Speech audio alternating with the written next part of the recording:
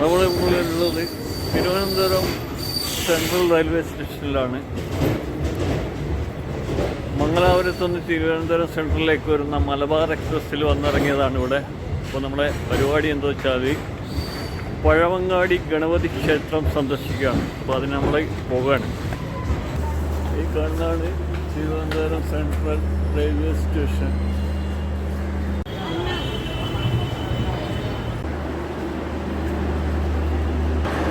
ഒരുപാട് തീവണ്ടികൾ കിടക്കുന്നുണ്ട് കേട്ടോ.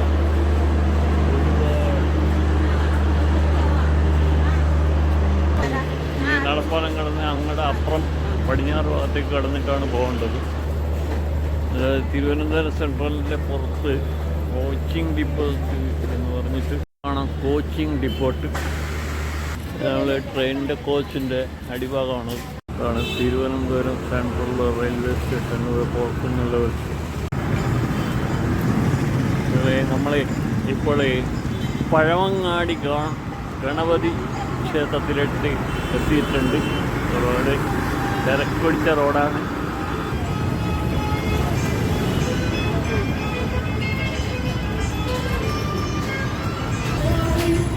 വിഘ്നരാജനായ ഗണപതി ഭഗവാനെ കാണാൻ വലിയ തിരക്കാണ് കാണുന്നത്. ഓ മഹാഗണപതി.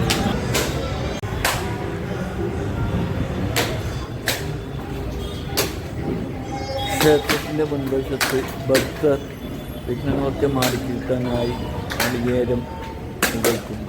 സർവ്വവിഘ്നങ്ങൾ വെക്കും. തിരുവനന്തപുരം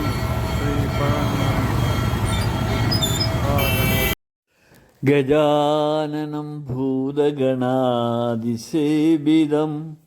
കവിധ്വജംബോ ഫലസാരവക്ഷിതം ഉമാസുതം ശോകവിനാശകാരണം